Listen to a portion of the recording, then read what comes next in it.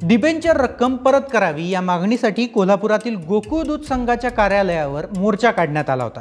पण या मोर्चाला हिंसक वळण लागलं। पोलीस आणि आंदोलकांमध्ये हाणामारी झाली।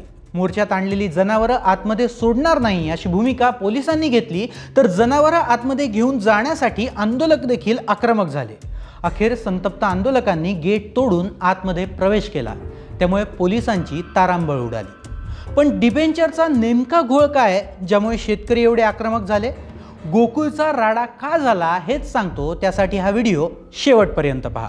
प्राथमिक दूध संघ संस्थांच्या दृष्टीने विचार करायला झाल्यास डिबेंचरमध्ये गुंतवणूक करताना त्यांचे खेळते भांडवल दीर्घकालीन अडकू नये यासाठी खबरदारी ते घेत असतील तर त्यात काही अयोग्य नाही। त्यामुळे संघ सुस्थितीत असताना डिबेंचर पोटी इतकी रक्कम कपात करण्यामागचं नेमकं कारण काय, याचे स्पष्टीकरण संघाने सभासद दूध संघांना दिलं पाहिजे।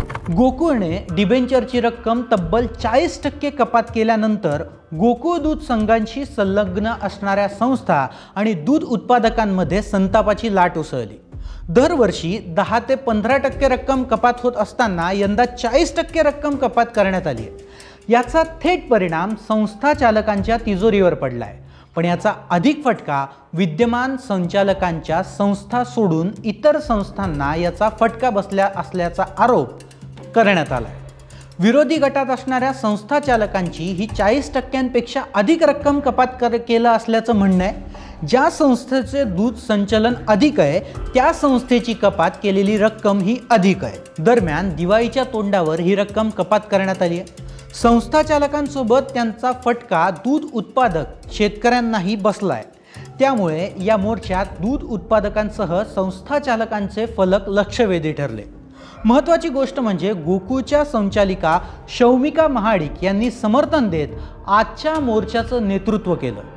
शौमिका महाडिक यांनी संस्था चालकांची भूमिका लावून धरत डिबेंचरची रक्कम काही केल्या परत मिळाली पाहिजे अशा प्रकारची भूमिका मांडली आहे। शौमिका महाडिक यांनी या मोर्चानंतर गोकुळच्या MD आणि विद्यमान संचालिका यांची भेट घेतली।